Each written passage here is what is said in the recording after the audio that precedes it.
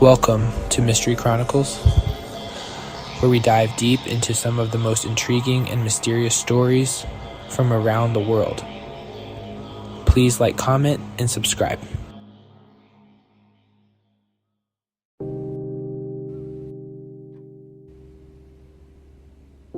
The year was 1957. A story unfolded in a quiet English town, a story that would challenge the very fabric of our understanding of life and death. It was the story of the Pollock Twins, two young girls who seemed to harbor the spirits of their deceased sisters. John and Florence Pollock, their parents, were simple, hard-working people. They had already experienced the joy of parenthood with two daughters, Joanna and Jacqueline. But fate, as it often does, had other plans.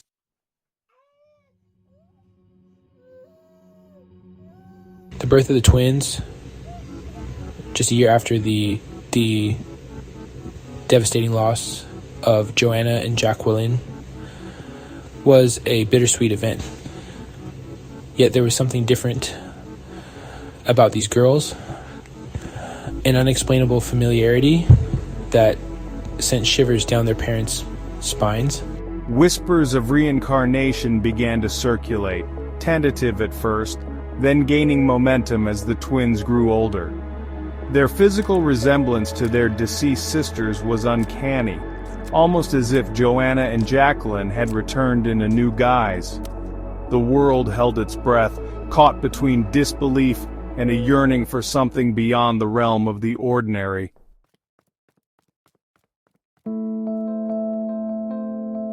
May 5th, 1957, dawned bright and clear in the coastal town of Hexham, Northumberland. The sun, a rare and welcome guest in those parts, cast a warm glow on the cobbled streets and the quaint houses that lined them. For John and Florence Pollock, it was a day for a leisurely stroll with their three young daughters, Joanna, Jacqueline, and their youngest, Pamela. Joanna, 6, and Jacqueline, 11, skipped ahead, their laughter carried on the gentle breeze.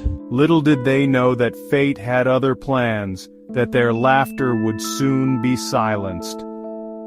As they neared the bend, a speeding car, its engine a jarring roar in the peaceful afternoon, appeared on the horizon, shattering the tranquility of the day.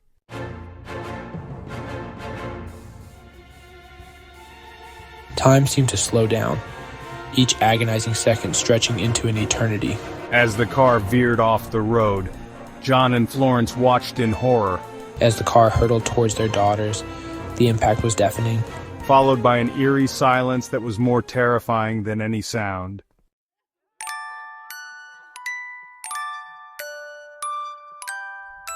The following days were a blur of grief and disbelief.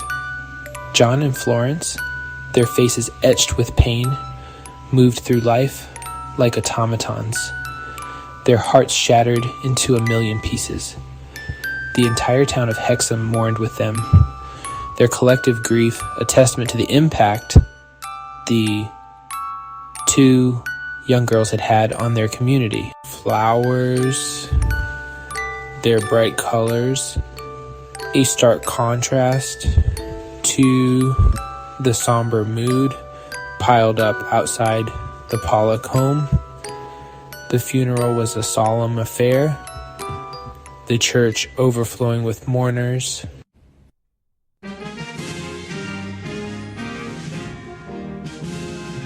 A year had passed since the devastating accident. Florence found herself pregnant again, a mix of fear and anticipation swirling within her. On April 4th, 1958, Florence gave birth to twins, two beautiful baby girls. The joy of their arrival was palpable, a beacon of light piercing the shroud of grief that had enveloped the Pollock family. They named the girls Jillian and Jennifer, their names a melody of hope and remembrance. However, even as they celebrated the arrival of their newborn daughters, an unsettling familiarity lingered in the air.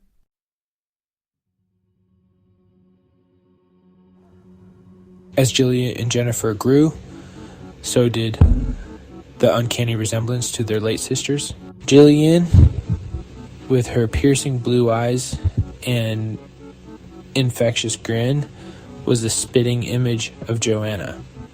Jennifer, quieter and more contemplative, bore a striking likeness to Jacqueline. Their physical similarities were startling, but it was their behavior that truly sent chills down the spines of those who knew them. Jillian, much like Joanna, possessed an unquenchable thirst for adventure. Jennifer, echoing Jacqueline's gentle nature, preferred quiet moments, her favorite pastime being to sit by her mother's side, listening intently to stories.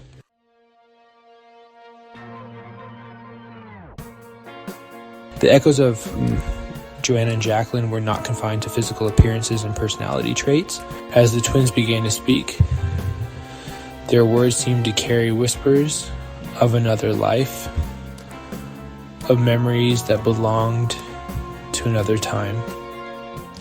They spoke of toys that belonged to their deceased sisters, toys they had never seen before, describing them with an accuracy that defied explanation. One day, while playing in the attic, Jillian pointed to an old dollhouse and exclaimed, "That's mine."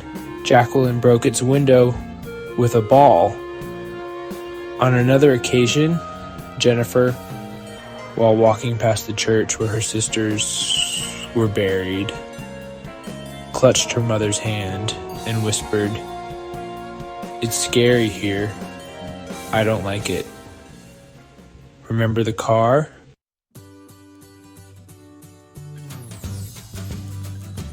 The uncanny connections persisted as Jillian and Jennifer grew older.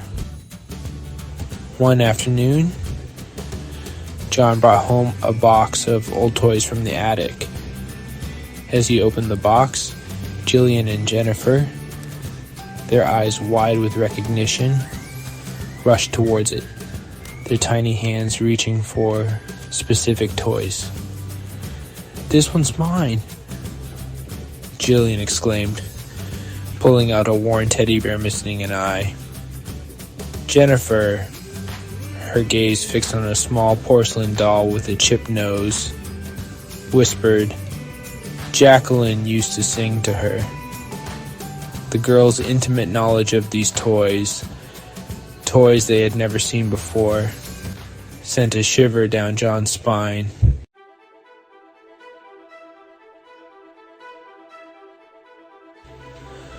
One sunny afternoon, Florence took Jillian and Jennifer to Hexham Park, a place they had never visited before.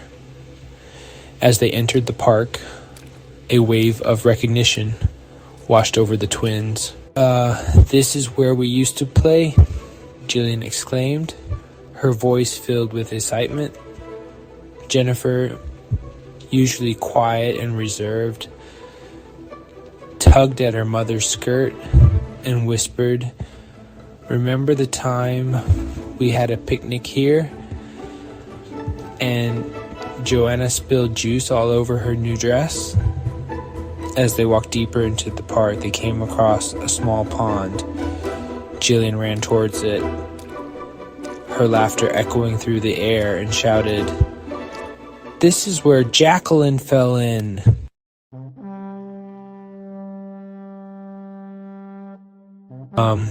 Word of the twins' uncanny memories and strange pronouncements spread like wildfire through the small town of Hexham.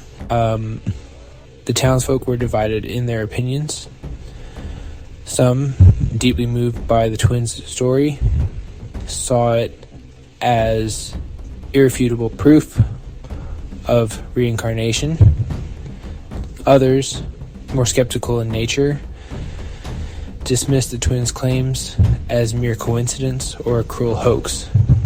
The scientific community largely dismissed the case as anecdotal and lacking scientific rigor.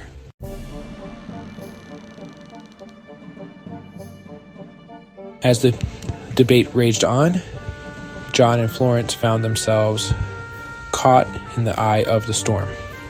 The media, sensing a sensational story, descended upon Hexham, eager to unravel the mystery of the Pollock Twins. Journalists, parapsychologists, and curious onlookers flocked to their doorstep.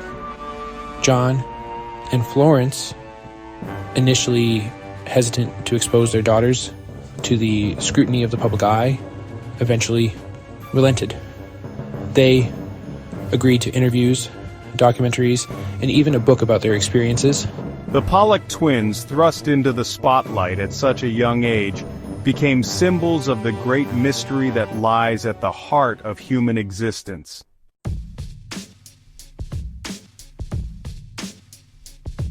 The story of the Pollock twins, like a pebble dropped into a still pond, continues to ripple through time. Its impact felt long after the initial splash. Their case defies easy categorization, resisting any definitive explanation. It remains a thorn in the side of skeptics, a testament to the limitations of our understanding of the human mind, the persistence of memory, the uncanny echoes of a life seemingly lived before, continues to intrigue and perplex, fueling endless debates.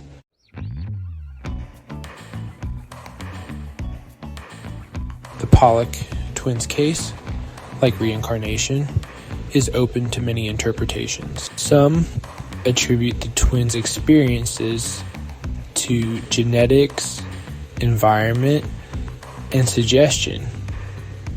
They argue the mind is malleable, creating vivid memories from fragments. Others see the twin story as proof of reincarnation and the soul's power.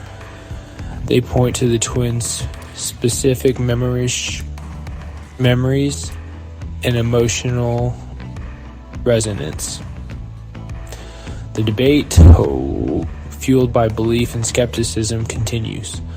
Waste the beauty lies in its ambiguity, defying explanation. In this uncertainty, we confront our perceptions and the mysteries of existence.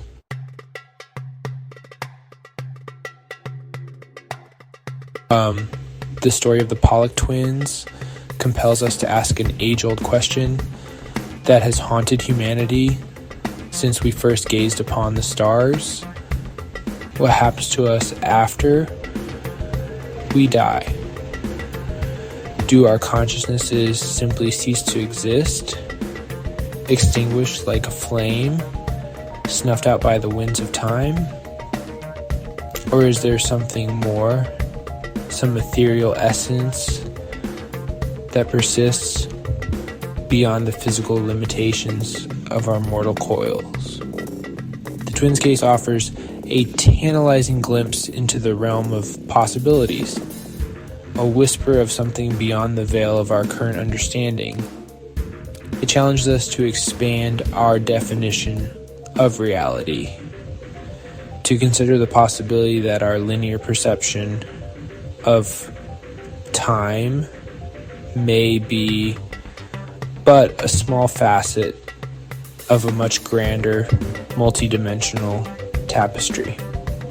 While science searches for answers within the observable universe, the human heart yearns for something more, a connection to something greater than ourselves, a hope that death may not be the end, but rather a transition, a metamorphosis into a realm where consciousness transcends the limitations of our physical forms. The enduring question, fueled by the echoes of the Pollock Twins story and countless other unexplained phenomena throughout human history, continues to resonate within us, a testament to our innate curiosity, our insatiable thirst for knowledge, and our unyielding hope that there is more to life and death than meets the eye.